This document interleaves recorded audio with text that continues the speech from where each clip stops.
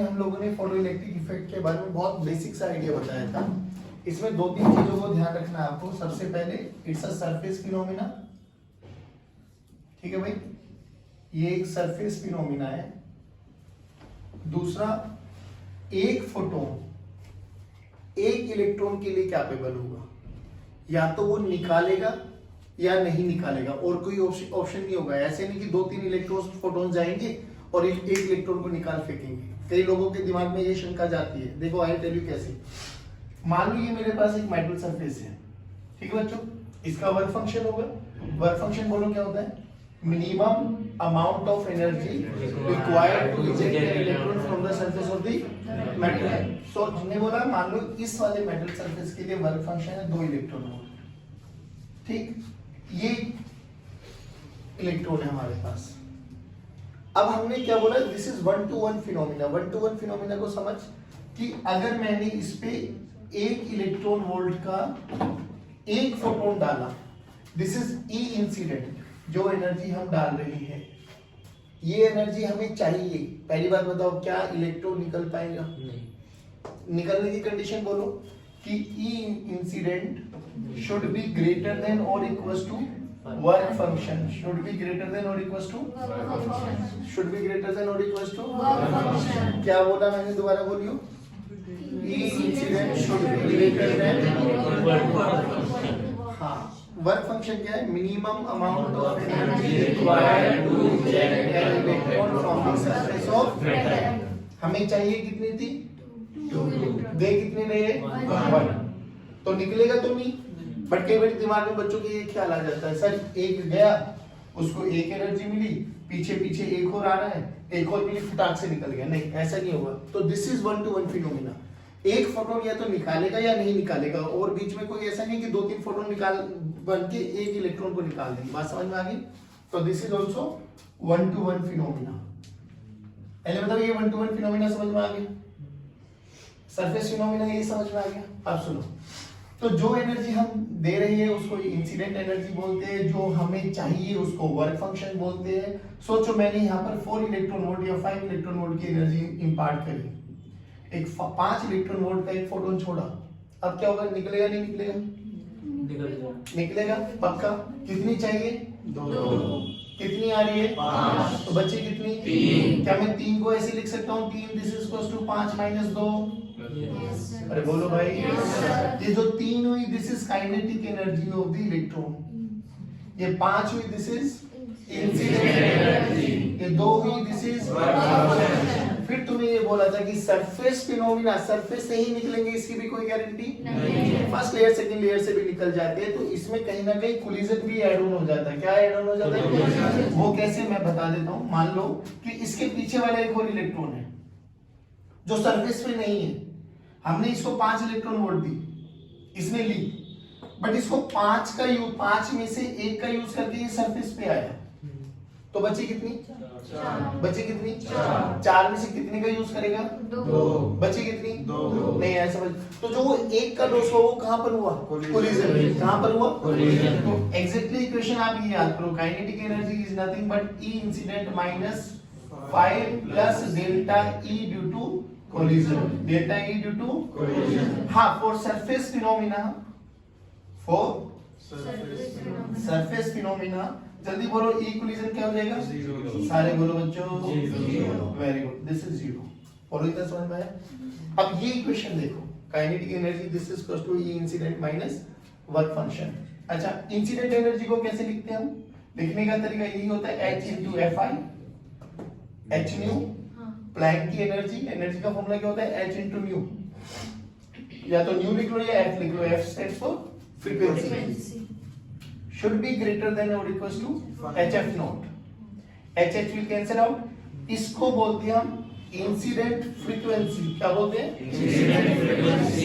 इसको बोलते हैं थ्रेशोल्ड फ्रीक्वेंसी। क्या बोलते हैं? Threshold frequency. अब ये लिमिटेशन आ गई, यहाँ पे लिमिट आ गई इसकी कि ये थ्रेशोल्ड फ्रीक्वेंसी है भाई, मिनिमम से मिनिमम एनर्जी कि कम से कम इतनी तो दो, इसके ऊपर कितनी भी दो तो भी इलेक्ट्रॉन्स निकलने वाला है। जैसे फॉर एग्जांपल VIBGYOR, मान लो मेरे लिए किसी भी मेटल सरफेस के लिए, इस मेटल सरफेस के लिए येलो कलर थ्रेशोल्ड है, येलो कलर थ्रेशोल्ड है, इसका मतलब बताओ, फ्रीक्वेंसी की बात कर रहा हूँ कि येलो की फ्रीक्वेंसी जितनी है कम से कम उतनी तो चाहिए ही चाहिए। तो येलो के बाद किस किस फ्रीक्वेंसी पे निकल सकता है? हमें पता है जैसे जैसे हम इधर जाएंगे तो फ्रीक्वेंसी बढ़ती है। तो येलो पे निकल सकता है तो ग्रीन पे भी निकलेगा, ब्लू पे भी निकलेगा, इंडिगो पे भी निकलेगा। और पहले ये बताओ, समझ में आया? थ्रेशोल्ड फ्रीक्वेंसी का मतलब बता। जब येलो है, अरे वाह, मिनिमम से मिनिमम मिनिमम कितनी फ्रीक्वेंसी चाहिए कि वो इजेक्शन हो सके। इधर देखो, इसको HC बाय लैम्डा आई भी लिख सकते हैं, फ्रीक्वेंसी को C बाय लैम्डा भी लिखते हैं, greater than HC by lambda naught. HC ने HC को, तो लैम्डा नॉट की वैल्यू देखो, इसको बोलते हैं हम थ्रेशोल्ड वेवलेंथ। क्या बोलते हैं? Threshold wavelength. थ्रेशोल्ड फ्रीक्वेंसी कम से कम होनी चाहिए, थ्रेशोल्ड वेवलेंथ ज्यादा से ज्यादा होना चाहिए। अगर यहाँ से यहाँ तक फ्रीक्वेंसी बढ़ रही है तो यहाँ से यहाँ तक वेवलेंथ भी घटेगी, वेवलेंथ घटेगी। अगर बोला गया येलो कलर की वेवलेंथ, येलो कलर की वेवलेंथ थ्रेशोल्ड वेवलेंथ है, थ्रेशोल्ड वेवलेंथ बोले तो ज्यादा से ज्यादा वेवलेंथ येलो डाल सकते हो, ज्यादा से ज्यादा येलो। तो अभी दूसरा कलर डालोगे तो उससे कम होना चाहिए, ज्यादा कम। तो ज्यादा से ज्यादा येलो है, तो येलो से कम वेवलेंथ किस किस की है? Green, blue, indigo, violet. नहीं आया? इनकी फ्रीक्वेंसी ज्यादा है तो इनकी वेवलेंथ कम होगी। पहले बताओ, ये समझ में आया? अब आपके पास ना जो न्यूमेरिकल्स आते हैं ना बच्चों, वो आते हैं ग्राफ के बेसिस पे। देखो इस इक्वेशन को थोड़ा मॉडिफाई करो HI की टर्म्स में। Kinetic energy this is equal to E incident minus work function. पीछे पीछे बोलोगे तो कोई हार्म नहीं है बेटा तुम्हारा। काइनेटिक एनर्जी तो K लिखा रहने दो, HFI माइनस HF नॉट, ठीक है? या इसको चाहो तो फाइ नॉट लिखा रहने दो, कोई दिक्कत नहीं। हमसे पूछा जाता है plot a graph between K versus F। क्या बोला मैंने? K क्या है, F क्या है? ध्यान से देखो, K की मैक्सिमम पावर 1, F की मैक्सिमम पावर, तो ग्राफ कैसा जाएगा? Straight line. कैसा जाएगा? कैसा जाएगा? बहुत सुंदर। आ जाओ, तो इक्वेट करो, y is equal to mx plus c। y axis पे कौन बनाया? K। x एक्सिस पे क्या बनाया? हाँ, फ्रीक्वेंसी। Very good. x के साथ कौन है? m क्या बोला जाता है? स्लोप। सभी बोलो स्लोप। स्लोप कैसा है? पॉजिटिव है, नेगेटिव है? पॉजिटिव। तो acute angle, obtuse angle? Acute angle. कैसा एंगल? एक्यूट। c क्या होता था? Intercept on y with sign.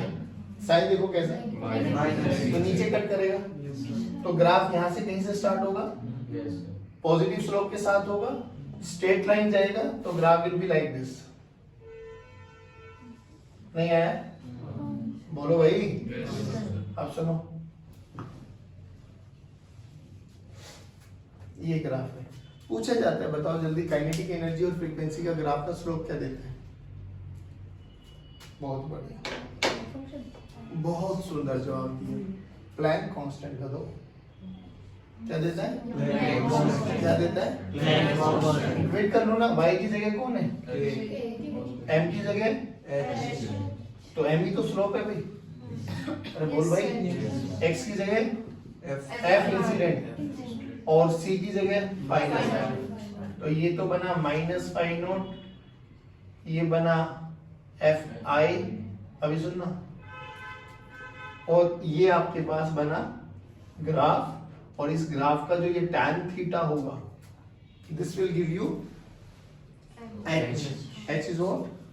Planck constant. h क्या देगा? Planck constant. नहीं आया ना समझ में हमें? अब सुन मेरी बात, देख यहाँ से क्या पूछता हूँ। मुझे एक बात बताओ, इस पॉइंट पर व्हाट अबाउट काइनेटिक एनर्जी? हाँ सही बोल रहे हो। एक्स एक्सिस पे y क्या होता है? तो काइनेटिक एनर्जी को तो पुट करो, काइनेटिक एनर्जी को 0। HFI इक्वल्स टू H ने H को, तो FI must be equals to. अरे ध्यान से देख, तो यही थ्रेशोल्ड फ्रीक्वेंसी है, ये क्या है? Threshold frequency. ये क्या है? Threshold frequency. फाई नोट का फॉर्मूला देखिए ना, क्या फाई नोट के फॉर्मूले में एफ नोट आता है? तो फाई नोट क्या है? Work function. फाई नोट क्या है? Work function. फाई नोट क्या है? Work function. अब ध्यान से देख, अगर मैं एक ग्राफ ऐसे भी प्लॉट करूं तो हो सकता है ये किसी दूसरे मेटल के लिए बना रहा हूं मैं, तो ये एफ नोट आ गया दूसरे मेटल के लिए, ये एफ नोट 1 ले लेते, ये एफ नोट 2 ले लेते। ध्यान से देख, मान लो ऐसे बोला है this is A and this is B, बोला गया किसका वर्क फंक्शन ज्यादा है? D का. जिसकी थ्रेशोल्ड फ्रीक्वेंसी ज्यादा उसका वर्क फंक्शन ज्यादा। नहीं आया समझ में? अरे दोनों के लिए एस तो कॉमन रहेगा ना, Yes. तो सबसे वेरिएशन किसका है? F note. और एक्स एक्सिस में इधर जाएंगे तो एफ बढ़ेगा घटेगा? बढ़ेगा। अरे ये तो पढ़ना आता है ना, Yes, sir. इधर बढ़ता है एक्स, इधर बढ़ता है वाई, नहीं आया समझ में? वाई पे एक्स 0 होगा, एक्स पे zero. ये तो समझ में आया ना? तो ये ग्राफ जहां भी इंटरसेप्ट करेगा, जहां पर भी एक्स एक्सिस को कट करेगा, वो क्या देगा? Threshold frequency. क्या देगा? Threshold frequency. और थ्रेशोल्ड फ्रीक्वेंसी पता लग गया तो वर्क फंक्शन भी पता लग जाएगा। तो ए और बी में किसका वर्क फंक्शन ज्यादा है? B का. अरे सब बच्चे बोलो, B का. ए और बी का स्लोप क्या देगा? क्या देगा? अब ऐसे बहुत क्वेश्चंस आएंगे, बहुत क्वेश्चन देखो कैसे। भाई ये आपको K1 दे देगा और K1 पे F1 दे देगा, हाँ। ये आपको K2 दे देगा और K2 पे F2 दे देगा, जो कि ग्राफ एक स्ट्रेट लाइन है बच्चों। तो ये भी चीज हमें समझ में आनी चाहिए कि स्ट्रेट लाइन का ग्राफ का स्लोप हमेशा क्या रहता है? कांस्टेंट। किन्हीं भी दो पॉइंट्स के बीच में जाके आप स्लोप निकालो, स्लोप निकालने का फॉर्मूला बोल। tan theta this is equals to dy by dx. is equals to y2 minus y1 by y2 minus y1 by ध्यान से देखो, इसके कोऑर्डिनेट्स आपको पता है, इसके कोऑर्डिनेट्स आपको पता है, पता है नहीं पता है? नहीं आया? इसके भी कोऑर्डिनेट्स आपको पता है बच्चों। तो देखो ये आपको निकाल लोगे, ये क्या आ जाएगा बच्चों? सोच, ये अगर K2 है, ये अगर K1 है, तो ये क्या बनेगा? K2 minus K1 क्या बनेगा? K2 minus K1. यहाँ से यहाँ ये F2 है, यहाँ से यहाँ ये F1 है, तो ये बताओ क्या बनेगा? सारे बोलो। F2 minus F1. तो ये स्लोप निकालो, तो tan थीटा किसके बराबर हुआ बच्चों? H this is equals to K2 minus K1 by F2 minus F1, यानी delta K by delta K by delta K by, जल्दी बुलवाया नहीं आया समझ में? दोबारा सुनो एक बार। हम बात कर रहे थे फोटो इलेक्ट्रिक इफेक्ट, हम लोगों ने बात की सरफेस फिनोमेना के बारे में, हमने बात की 1-to-1 फिनोमेना के बारे में। तो जब ग्राफ प्लॉट किया तो हमारे पास इक्वेशन आई। इस इक्वेशन को आने के बाद हमने एक ग्राफ प्लॉट किया K और H के बीच, K और F के बीच में, तो जो कि इन दोनों की मैक्सिमम पावर 1 है, तो graph will be straight line. Straight line आएगा तो हमें ये चेक करना है कहां से पास करेगा, तो ये इंटरसेप्ट देगा। स्लोप कैसा होगा? एक्यूट होगा, ऑब्ट्यूज होगा, वो ये बताएगा। जहां पे कट करेगा वो इंटरसेप्ट देगा, मतलब वो थ्रेशोल्ड फ्रीक्वेंसी देगा। जिसकी थ्रेशोल्ड फ्रीक्वेंसी ज्यादा होगी उसका वर्क फंक्शन ज्यादा होगा। नहीं है समझ में? पक्की बात है? श्योर? अब एक बात और बताऊंगा, हमें पता है कि काइनेटिक एनर्जी ही पोटेंशियल एनर्जी के बराबर होती है, और potential energy Q into V होता है। यहाँ पे V क्या है? V क्या होता है? पोटेंशियल। क्या होता है? ऐसे क्या देख रहे हो? V क्या होता है? क्या होता है? अब जो कि हम यहाँ से इलेक्ट्रॉन को बाहर निकाल रहे हैं, इलेक्ट्रॉन को बाहर निकाल रही है, तो इलेक्ट्रॉन पे चार्ज बोलो, सारे बोलो। हाँ, तो इस K की वैल्यू को यहाँ रखो, तो K की वैल्यू को यहाँ रखेंगे तो E into V, इस V का एक नया नाम है, जब फोटो इलेक्ट्रिक एक्सपेरिमेंट कराऊंगा तो बता दूंगा, अभी समझ लो। इस V को बोलते हैं स्टॉपिंग पोटेंशियल। क्या बोलते हैं? Stopping potential. अभी क्या है मैं बता दूं, आई टेल यू क्या होता है। E equals to V naught लिख लो, बेशक आप V लिखने में रहने दो, कोई नहीं। This is equals to HFI minus phi naught. V और F में रिलेशन बनाओ, तो V this is equals to H by EFI minus phi naught by. जैसे यहाँ पे K और F के बीच का ग्राफ बनाया था, अगर वहां पे V और F के बीच का ग्राफ बनाओ तो बोलो कैसे बनेगा? दोबारा चेक करो। V की मैक्सिमम पावर, सारे बोलो रे। F की मैक्सिमम पावर, ग्राफ कैसा है? स्लोप कैसी है? Positive. Acute obtuse, acute. Intercept कहां पर है? Minus pi naught by E, minus pi naught by E. क्या ग्राफ बिल्कुल सेम ऐसे ही बन जाएगा? आ जाओ, V वर्सेस F का ग्राफ। तो graph will be like this. इस पॉइंट पर जल्दी बताओ V कितना, इस पॉइंट पर V कितना? अगर इस पॉइंट पे V 0 है तो पुट करो 0। H by Fi is equals to phi by E। क्या E ने E को, क्या E ने E को, क्या phi को HF नोट भी लिख सकते हो? तो H ने H को, तो क्या Fi F नोट के बराबर हो जाएगा? क्या ये भी अभी भी थ्रेशोल्ड फ्रीक्वेंसी आएगी? ऐसा बच्चे बोलो रहे हैं, पक्की बात है। अभी मुझे एक बात बताओ, अब कोई मेरे से यहाँ पे पूछे कि V और F का स्लोप क्या देगा? H by E। बस ये दो चीजें ध्यान रखना। V और F का स्लोप H, V और F का slope H by E, H by E।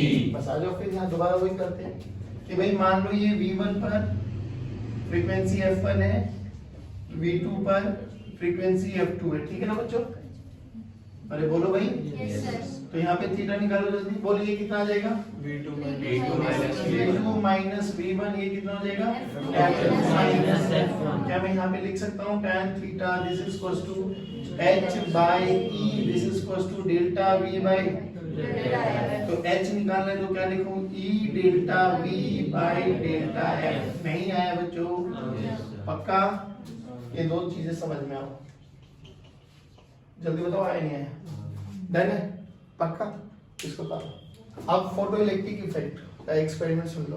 Basically ये कैथोड ट्यूब है, अंदर से वैक्यूम है। वैक्यूम इसलिए कि जब इलेक्ट्रॉन्स निकलेंगे तो उनका एयर पार्टिकल के साथ कोई कोलिजन ना हो। इसका वर्क फंक्शन अभी मान के चल लेते हैं फाई नॉट। ये इंसिडेंट एनर्जी है EI, यानी हम इसको लिख सकते हैं HFI।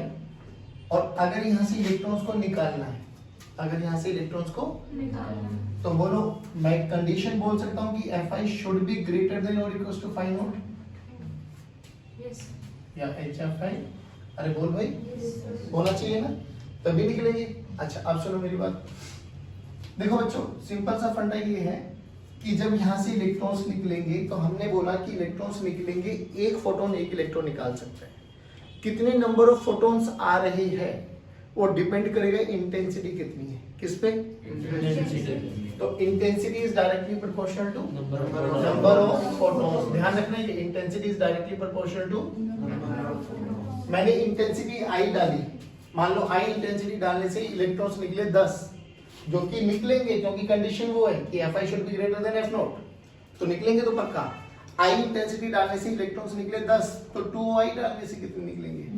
20। जाहिर बात है, जितनी ज्यादा इंटेंसिटी बढ़ाते चले जाओगे उतनी नंबर ऑफ इलेक्ट्रॉन्स बढ़ते चले जाएंगे, उतने ही नंबर ऑफ फोटॉन्स बढ़ेंगे, उतनी ही नंबर ऑफ इलेक्ट्रॉन्स निकलने की संभावना ज्यादा होती चली जाएगी। आप सुनो एक चीज, हमने बोला था कि जो मैक्सिमम काइनेटिक एनर्जी होती है ना, थोड़ा listen to me very carefully. मान लो एक मेटल है, हाँ, एक इलेक्ट्रॉन इसके सरफेस पर है, एक थोड़ा सा पीछे है और एक थोड़ा सा पीछे है, फर्स्ट लेयर सेकंड लेयर। इसका वर्क फंक्शन बोलो कुछ भी, 2 इलेक्ट्रॉन वोल्ट, ठीक। एनर्जी दी हमने 6 इलेक्ट्रॉन वोल्ट। पहले बताओ निकलेंगे या नहीं निकलेंगे? क्योंकि इंसिडेंट एनर्जी वर्क फंक्शन से ज्यादा है। तो इस A पर, इस B पर और इस C पर हम चर्चा कर रहे हैं अभी। A पर कितनी है? सभी बच्चे रिपीट करेंगे। 6 चाहिए, कितनी थी? 2 मिली कि बची कितनी? 4। तो काइनेटिक एनर्जी ऑफ A कितनी है? 4 इलेक्ट्रॉन वोल्ट। अरे बोल भाई।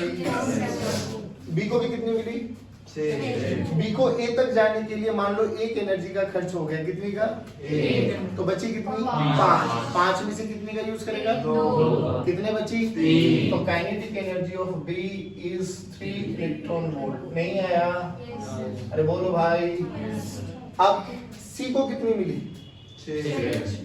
C को A तक जाने के लिए मान लो 4 का यूज कर लिया, कितने का यूज कर लिया? 4। बची कितनी? 2 का यूज करके कहाँ निकलेगा? बाहर। तो अब कितनी बची? 0। तो काइनेटिक एनर्जी बोलो 0। मैं यहाँ से क्या चीज समझाने की कोशिश कर रहा हूँ, 3 इलेक्ट्रॉन्स पर 3 फोटॉन्स आए सेम एनर्जी के, क्या तीनों की काइनेटिक एनर्जी सेम है? तो काइनेटिक एनर्जी वेरी कर सकती है, कहाँ से कहाँ? जीरो से लेके इसको बोलते हैं मैक्सिमम, कि जो सरफेस पे इलेक्ट्रॉन होगा ना सर, उसकी एनर्जी सबसे मैक्सिमम होगी, क्योंकि उसका डेल्टा ई इक्विलिजन क्या होगा, जीरो। बाकी सबका डेल्टा ई इक्विलिजन कुछ ना कुछ होगा। नहीं आया समझ में? तो जो काइनेटिक एनर्जी है, क्या मैं ये लिख दूं कि काइनेटिक एनर्जी जीरो से के मैक्स तक हो सकती है? अरे हाँ या ना? और क्या ये मैक्सिमम काइनेटिक एनर्जी सरफेस वाले इलेक्ट्रॉन के पास होगी बच्चों? सभी बच्चे रिपीट करें, पक्की बात है। आगे जाते देखो, जब यहां से हुआ, ये पोटेंशियल है, चेंज करेंगे इससे रियोस्टेट का यूज करके, और इसकी पोलैरिटी भी रिवर्स कर देंगे हम जब हमें चाहिए होगा। इनिशियली ये मान के चलो कि इसके पास एनोड पोटेंशियल नहीं है, यानी एनोड पोटेंशियल अभी जीरो लेवल पर है, यानी मैंने कोई भी पोटेंशियल डिफरेंस अप्लाई नहीं किया। ध्यान रखना बाबा इसका।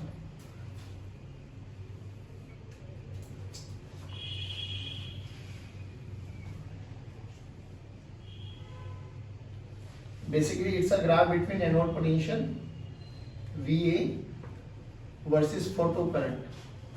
अब ये समझने की कोशिश करना बच्चों, हाँ, फोटो करंट और VA के बीच का ग्राफ है।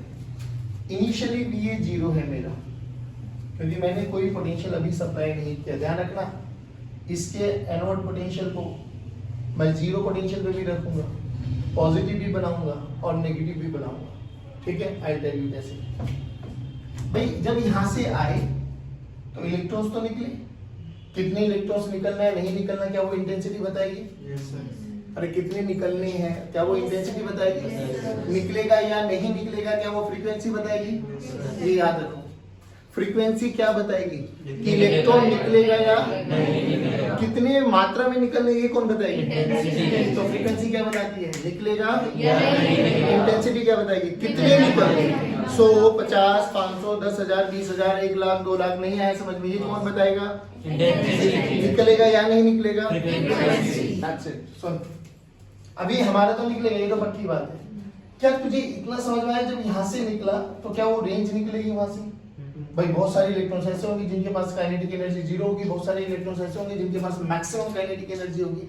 अरे चाहे यहाँ पर एनोड पोटेंशियल जीरो है, पर जिनके पास, जिन इलेक्ट्रॉन्स के पास मैक्सिमम काइनेटिक एनर्जी है सर, क्या वो तो सीधा रफ्तार से भगेंगे?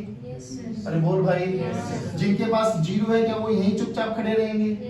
जिनके पास इनके मिड बिटवीन है, क्या वो यहाँ कहीं तक पहुंच जाएंगे? नहीं आया। अब सोच के देख, जिनके पास हाई रफ्तार थी, मैक्सिमम काइनेटिक एनर्जी थी, क्या वो इस वाली प्लेट के पास पहुंचेंगे? क्या इनको कनेक्टिंग पाथ मिलेगा? क्या करंट फ्लो करेगा? एनोड पोटेंशियल भले ही जीरो है, बट इनिशियली फोटो करंट है। किसके कारण है? वो वाले इलेक्ट्रॉन्स जो हाई एनर्जेटिक इलेक्ट्रॉन्स है। नहीं आया समझ में?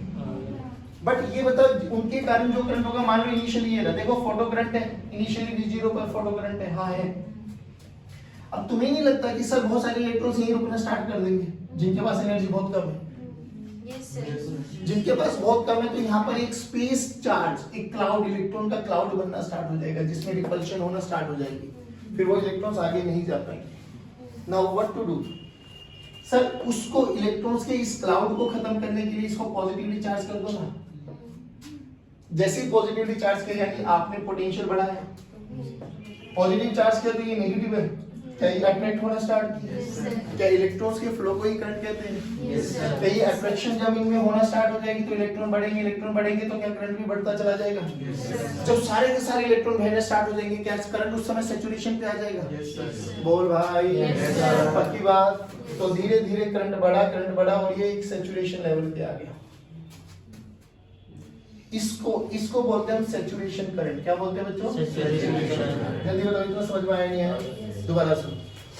इनिशियली जीरो पर भी कुछ इलेक्ट्रॉन्स, हाईली एनर्जेटिक इलेक्ट्रॉन्स थे जो भगे, circuit complete, current flow, space cloud बना, इलेक्ट्रॉन्स का क्लाउड बना, उनको तोड़ो, हाईयर पोटेंशियल दे दो, सबको खींच लो, फ्लो करना स्टार्ट कर दीजिए, करंट सप्लाई हुआ, करंट बढ़ा और एक पॉइंट पर सैचुरेशन आ गया। अब जैसे इसको नेगेटिव कर दूंगा, इलेक्ट्रॉन पे भी नेगेटिव चार्ज है, क्या वो अगेंस्ट द इलेक्ट्रिक फील्ड भागने की कोशिश करेंगे? वो जाते हैं against the electric field, but जब अब ये नेगेटिव हो जाएगा, ये पॉजिटिव, तो इलेक्ट्रिक फील्ड का सेटअप इधर हो जाएगा, इलेक्ट्रॉन्स भी इधर जा रहे हैं, क्या वो जा पाएंगे? इलेक्ट्रॉन की तो टेंडेंसी होती है opposite to the direction of, तो क्या ये रुकना स्टार्ट हो जाएंगे? सबसे पहले कौन रुकेगा? जिसकी एनर्जी बहुत ज्यादा है या बहुत कम है? और सबसे देर में कौन रुकेगा? क्या एनर्जी के लिए Q इंटू V देना पड़ेगा? अरे बोल भाई, अरे बोलो भाई। तो क्या जैसे जैसे ये इलेक्ट्रॉन्स रुकना स्टार्ट हो जाएंगे, photo electric current, photo current के बारे में बताओ, बढ़ेगा या घटेगा? बढ़ेगा या घटेगा? क्या मैं पोटेंशियल एनोड नेगेटिव कर रहा हूँ? इसको नेगेटिव कर रहे हो? हाँ है ना, बोलो। तब इलेक्ट्रॉन इलेक्ट्रॉन में रिपल्शन होगी तो रुकेंगे। अरे बोल भाई। क्या रुकते रुकते एक पॉइंट ऐसा आ जाएगा जहां पर फोटो करंट क्या हो जाएगा? जीरो। जिस पोटेंशियल पे फोटो करंट जीरो हो जाता है उस पोटेंशियल का नाम है स्टॉपिंग पोटेंशियल। क्या नाम है? Stopping potential. सारे बोलो, स्टॉपिंग पोटेंशियल। ये रहा V नॉट। ग्राफ आया समझ में? इनिशियली फोटो करंट है बट वो ज्यादा हाईली एनर्जेटिक चार्जेस के कारण है। फिर धीरे धीरे पॉजिटिव किया, इलेक्ट्रॉन्स दौड़े, सैचुरेशन लेवल आया, फिर नेगेटिव किया, इलेक्ट्रॉन्स रुकना स्टार्ट हुए, स्टॉपिंग पोटेंशियल आया। ग्राफ समझ में आया? अब यहाँ पे खेल आता है बेटा, दो ग्राफ बनते हैं। इंटेंसिटी कांस्टेंट फ्रीक्वेंसी को वेरी कर देंगे, फ्रीक्वेंसी कांस्टेंट इंटेंसिटी को वेरी कर देंगे। नाउ फ्रीक्वेंसी और इंटेंसिटी में बेसिक डिफरेंस बताओ। फ्रीक्वेंसी बताएगा कि निकलेंगे, इंटेंसिटी बताएगी। अगर मैं ग्राफ बनाऊं फ्रीक्वेंसी कांस्टेंट, फ्रीक्वेंसी कांस्टेंट का मतलब मैं मार्केट से दो ब्लू बल्ब ले आया, ब्लू बल्ब है, कलर सेम है तो फ्रीक्वेंसी क्या है? सेम। बट एक 100 वोल्ट का लेके आया हूँ, एक 500 वोल्ट का लेके आया हूँ, तो क्या चीज चेंज कर देंगे? क्या चीज चेंज कर देंगे? पक्की बात है। चलो ग्राफ बनाते हैं। वही फोटो करंट और पोटेंशियल के बीच का है। फ्रीक्वेंसी सेम, इंटेंसिटी अलग अलग। एक 500 वोल्ट की है और एक 500। तो 100 वोल्ट वाला ऐसा मान लीजिए 100 इलेक्ट्रॉन्स को निकाल पा रहा है, तो 500 वाला 500। जाहिर बात है 500 वाला निकाला है तो उसके पास एनर्जेटिक इलेक्ट्रॉन्स भी ज्यादा होंगे। अरे आए ना बोलो। तो जब पोटेंशियल जीरो होगा तो एक करंट होगा 500 वाले के पास और एक करंट होगा 100 नहीं आया। बट दोनों के पास क्या खासियत है? फ्रीक्वेंसी सेम है। फ्रीक्वेंसी सेम का मतलब समझे कि दोनों की मैक्सिमम काइनेटिक एनर्जी क्या रहेगी? सेम। क्या रहेगी? सेम। देखना इसी पे देख लो, मान लो यहाँ पर एक पे मारा हम लोगों ने 100 वोल्ट से ब्लू कलर, एक पे मारा हमने 500 वोल्ट वाला ब्लू कलर। अरे ब्लू कलर का मतलब फ्रीक्वेंसी सेम, एच कांस्टेंट, तो ई इंसिडेंट एनर्जी तो दोनों के लिए सेम है भाई। नहीं आया? तो दोनों की मैक्सिमम काइनेटिक एनर्जी क्या है? सेम। बट क्या वेरिएशन आ गया? फोटॉन्स का। एक के पास कम होंगे और एक के पास ज्यादा। जिसके पास ज्यादा होंगे क्या उसका करंट ज्यादा बनेगा? जिसके पास कम होंगे क्या उसका करंट कम बनेगा? पर क्या दोनों का स्टॉपिंग पोटेंशियल एक ही आएगा? अरे हाँ है ना बोलो बच्चों? तो इसका भी स्टॉपिंग पोटेंशियल और इसका भी स्टॉपिंग पोटेंशियल सेम आएगा। नहीं आया समझ में? पक्का?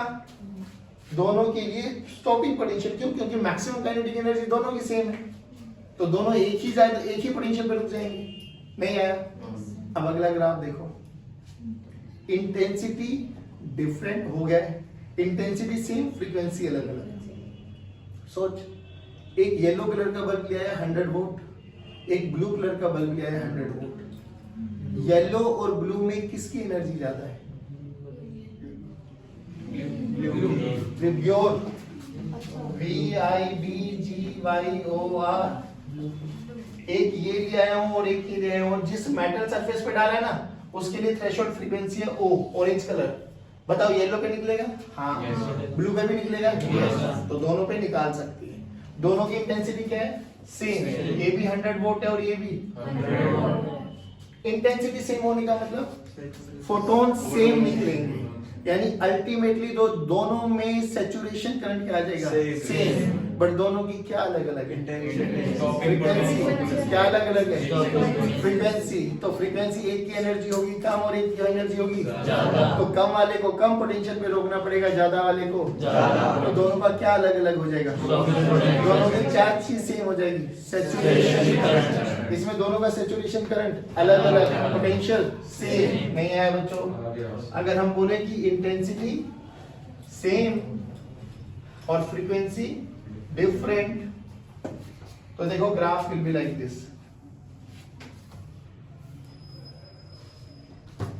नहीं आया? बोलो भाई, पक्की बात है। दोनों का सैचुरेशन करंट क्या आएगा? सेम, और स्टॉपिंग पोटेंशियल अलग अलग। This is for yellow colour and this is for blue.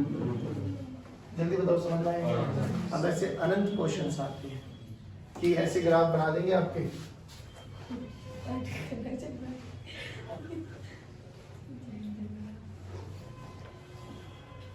One two three four. वो पेयर बताओ जिनका स्टॉपिंग पोटेंशियल सेम है।